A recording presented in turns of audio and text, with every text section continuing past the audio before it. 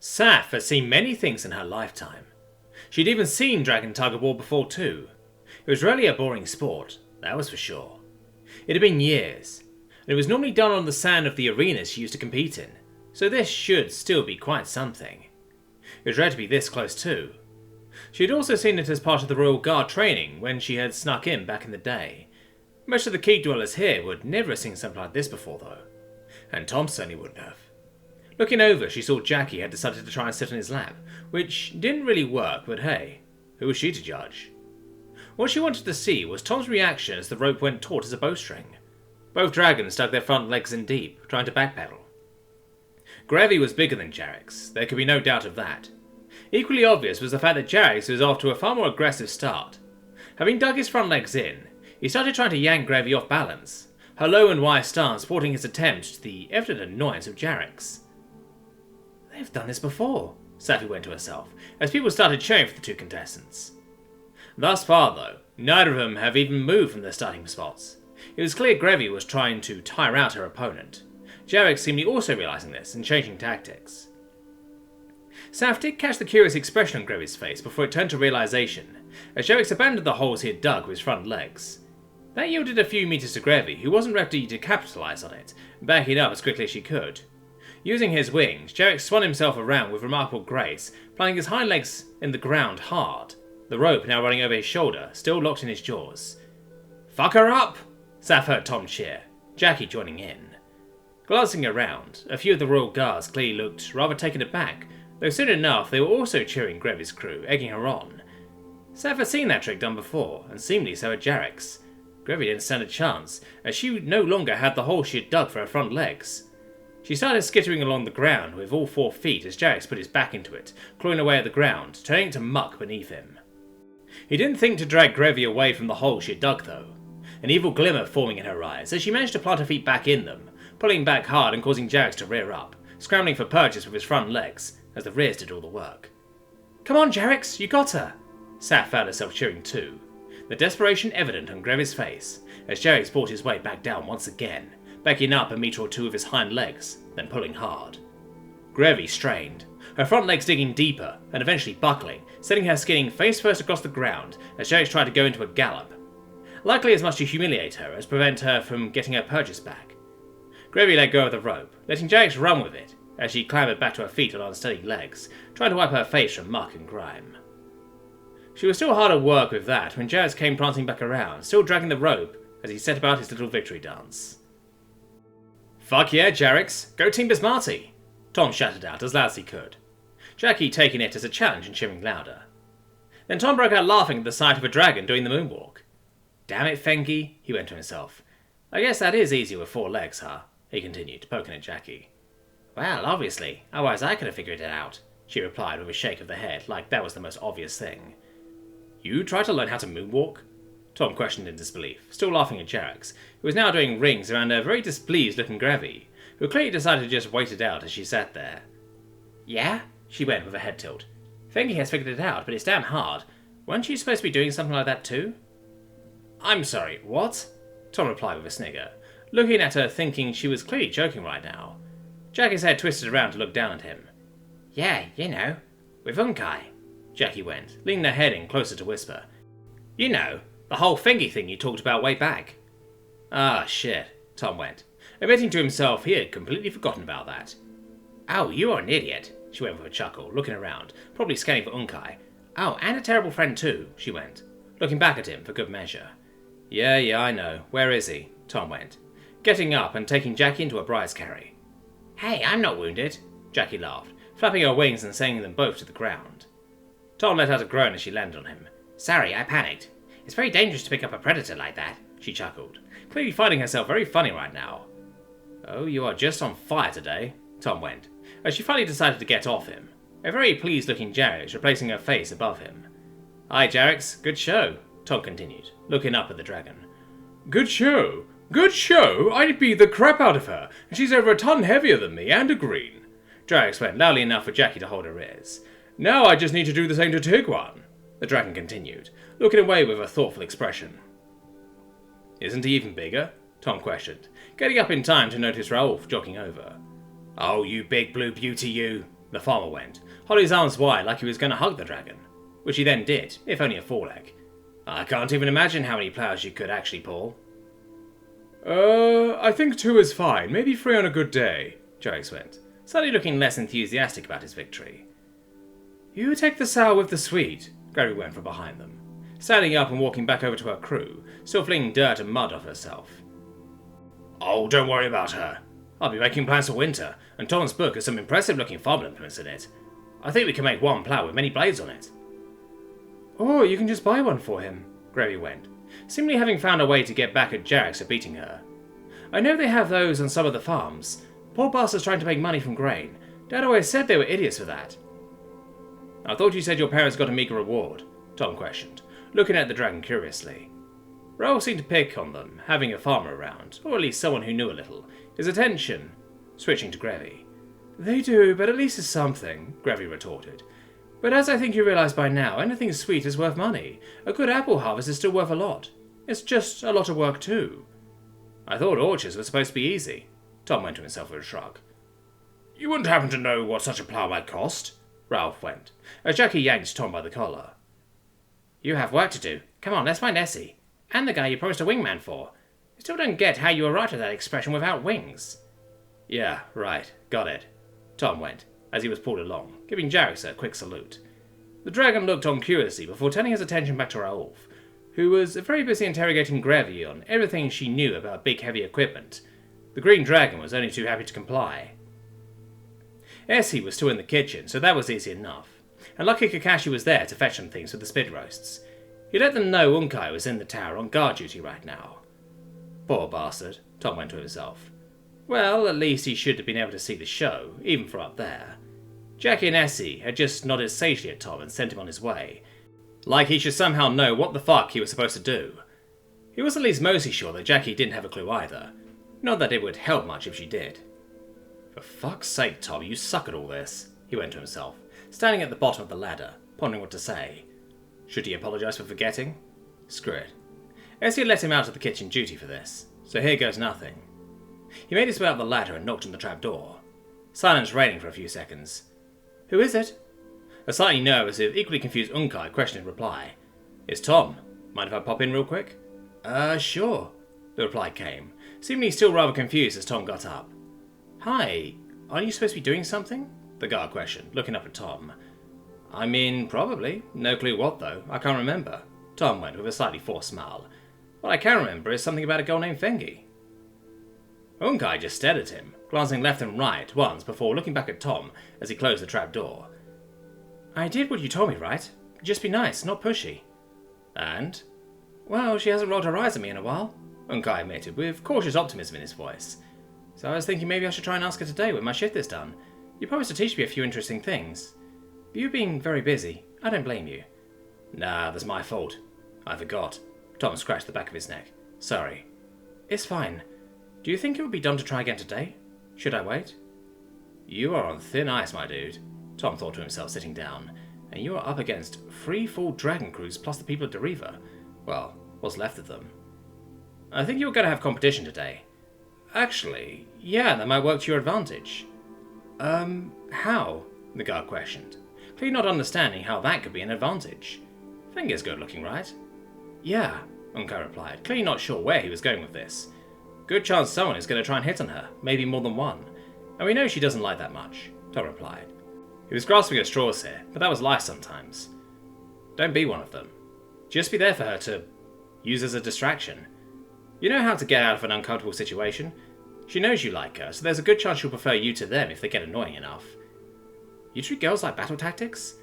I wouldn't consider that battle tactics, just utilising the environment. They are the enemy. I see what you mean. So hopefully she goes to me to get away, and that's nice for her, Unkai replied, nodding. Tom guessing he had grasped the concept. Yes. Now it is very important that you don't start hitting on her.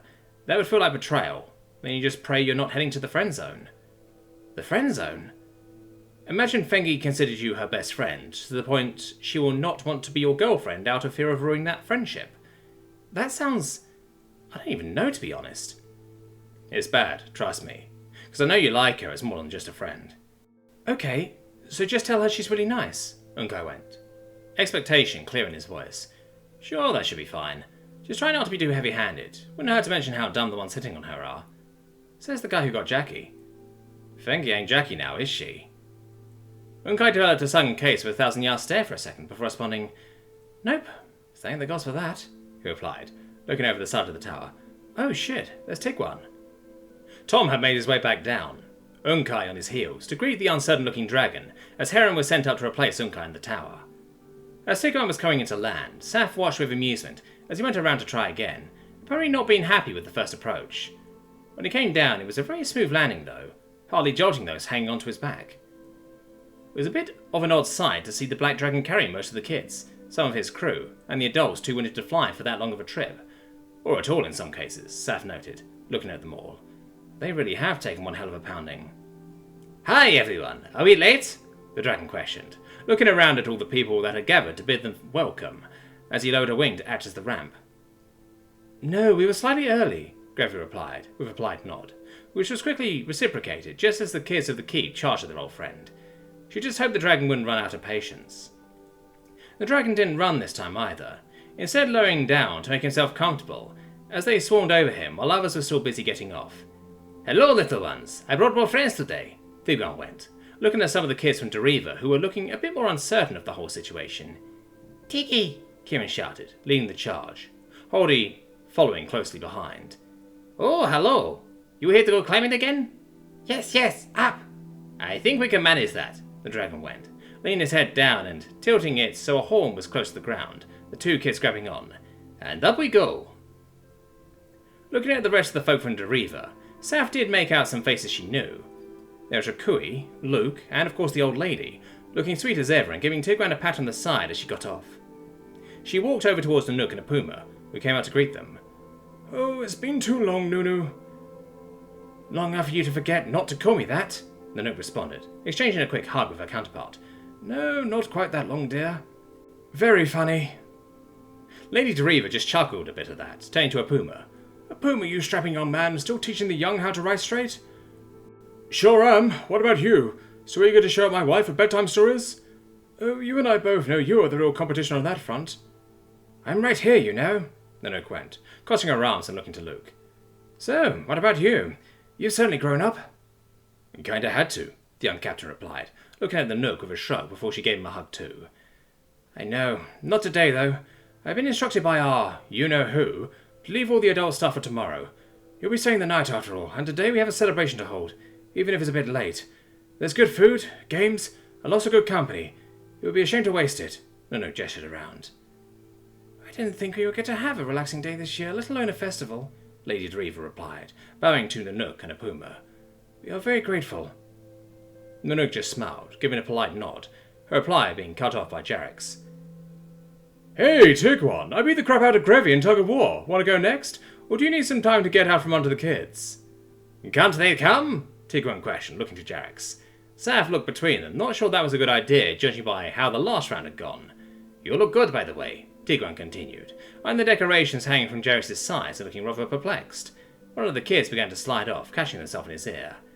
And you look happy, the Blue replied, trying to work out a place to sit near Tigran and Grevi, amongst all the people and tables.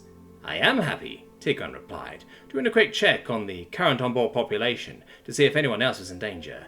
I see you finally gave up on keeping the kids away. What's with the red tail? Lose a bet? They are now part of my crew. The tale is complicated. I'm paying homage to a noble band of pilots called the Red Tails, who were shunned because of how they looked, Jax replied, seeming quite proud of himself.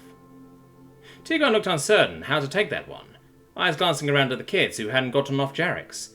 What's a pilot? I'll get Tom to show you, don't you worry. Okay. What's with the garlands? We are celebrating. Garlands are for celebrations. I have never seen you with garlands on before, Tigran continued, seemingly not able to make sense of what he was seeing. Don't blame yourself, I can't recognize him either. Baron said he saw him dig up some kind of root fruit or whatever a week ago, without being paid for it. Grevi smirked. No, Tigran looked at the Blue and smiled. You're taking the joking, he finished, glancing at the kids. I'm not falling for that one. Even Tigran doesn't believe it, Grevi replied, sitting down on her haunches. That seals it, Jax. You have gone insane. Nah, he just met Tom, Jacky shouted out. Saf turning to look over to where the Huntress was sitting down at a table, having already found a beer mug. It's perfectly normal. Tiguan looked like something clicked for him, looking at the kids with a curious expression, then down to Tom, who seemed happy to just take in the show. He sure does work wonders. What do you think would happen to Grevi if she stayed here? The Black Dragon questioned with a soft smile, looking back to Jerax. I don't know. Paint black spots on herself to match his camouflage? Jerax replied with a laugh. Tiguan clearly trying not to, looking away from a very offended-looking Grevi. Tom just sniggered a bit, clinking his mug with Jacky. Black paint? Oh, come on. It's bad enough you have gone for red, Grevi replied, staring dags at Jerax. I think I'll go find some more dignified company, she continued, standing up and turning around to go back over to Baron, who hadn't moved from an apparently very comfy spot for a while. Tiguan greeted the old red with a polite nod, Baron returning the gesture. Now you've done it, Jerax, Tiguan concluded as the green wandered off. Where is Ray? Hi. It came oh so delicately. People made way as Ray peeked out of the crowd while waving at Tiguan, wearing her newly made clothes, not looking half bad. Tiguan suddenly did a double take of the dragonette, seemingly not even recognizing her before a wide smile grew across his face. You look happy too, he eventually went, moving his head down towards her and laying it on the ground. Ray going into a little skip as she ran over and hugged his head. The dragon let out a contented rumble, looking at her cross-eyed, smiling wide. Saf chuckled to herself a little, her own smile widening at the sight. Looking down the side of the dragon, though, Saf noted the kids from Deriva were looking rather skeptical of the situation. Only one or two climbed back up on Tiguan to go say hi to some of the Bismarckian high-style kids, who were busy playing on the big black teddy bear. She didn't blame them for being scared. It could still send shivers down her spine if she wasn't thinking. Looking around, she spotted Yiltz, Tiguan's lieutenant, and made her way over to ask how things had been going for them. So, how's life been treating you at Deriva? She went, giving him a hand to shake. He took it with a smile. Not bad. Could have been much worse. It helped that the keep was in such bad shape when we got there. They really needed a hand. Didn't think it hurt that they had met Tom either. He went, leaning in for a whisper. Kids still don't quite trust him, but most of the adults do. I have a feeling that might change today, though. Yiltz continued, looking at the kids standing on the ground, looking up at the ones already playing on Tiguan. We've done it before, we can do it again, Saf replied optimistically, as Maiko came up to give the lieutenant a solid handshake. Good to see you are still in one piece. How's it feel to take a whole keep on a field trip? Not too bad. Most of them made the journey on their own wings much of the way. Luckily, Tiguan isn't work-shy if he can help people out a little. Yiltz replied, glancing to Jerax. Oh, you have some things to learn. Anywho, we have a few people taking bets on Tiguan against Jerax. You want in? 10 if Tiguan and the kids are allowed to cheer, the lieutenant replied, as if that was a very easy decision to make. Deal. Now I know you're a Hashor. You know how to appreciate a good drink, so over here we have some delicious berry lemonade. Don't ask me what lemonade is, but it tastes good. Well, it has certainly been an interesting afternoon. Too much to do and too little time. Just like always, Tom mused to himself, as they were all called to the tables to sit down and eat.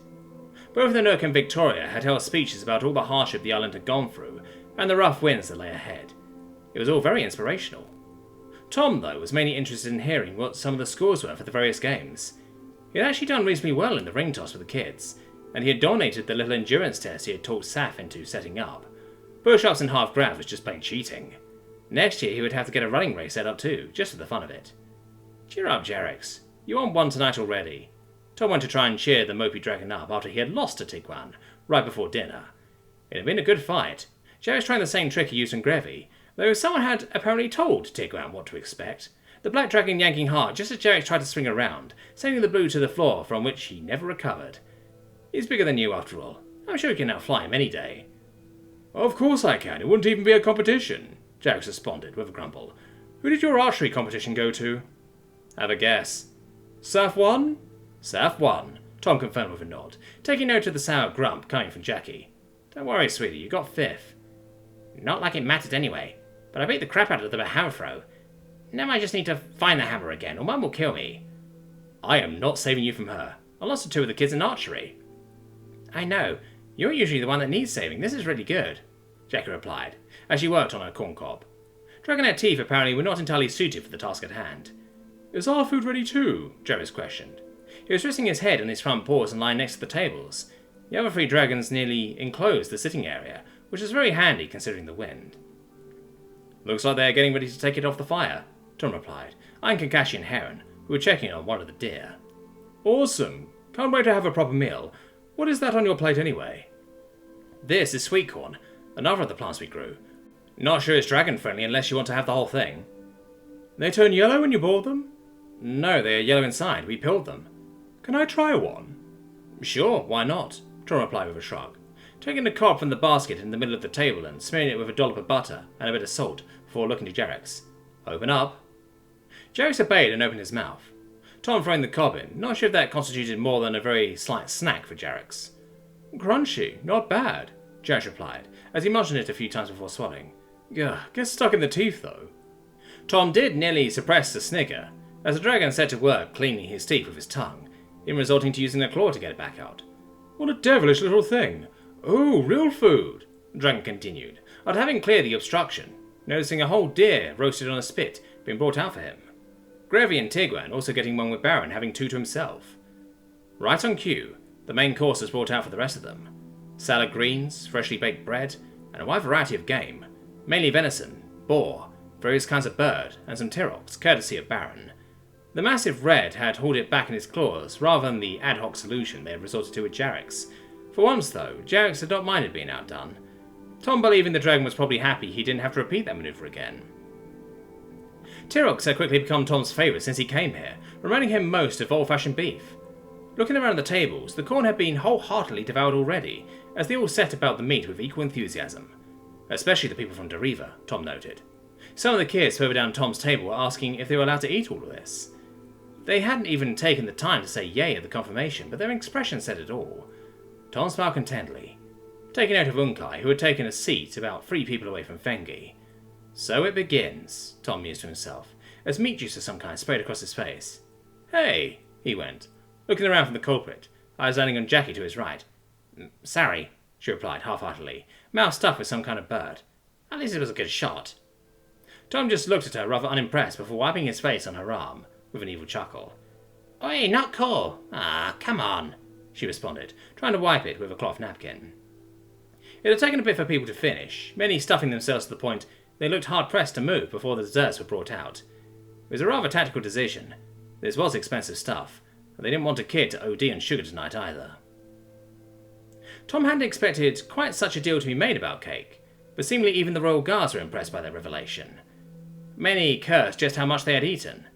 Tom had to shake his head, though, when Yules had to get up from his seat to prevent Tiguan from sharing his cake with anyone. The dragons had damn well deserved a cake each, so a cake they should have. This whole system would have fallen apart long ago if not for them, after all. The best part, though, was seeing the kids from the various keeps dig into the sweet construction. Gone was the doubt and the fear. There were no tears, just laughter and joy. They didn't even fight over what there was, though that might have to do with just how full they were already. Tom had to poke Jacky quite a few times before she raised her head from her own piece, looking to the kids, as Tom pointed at them and cracking a smile herself. It might have been a stupid name, but it's accurate, she went, bumping her head against him once before going back to her own piece of cake.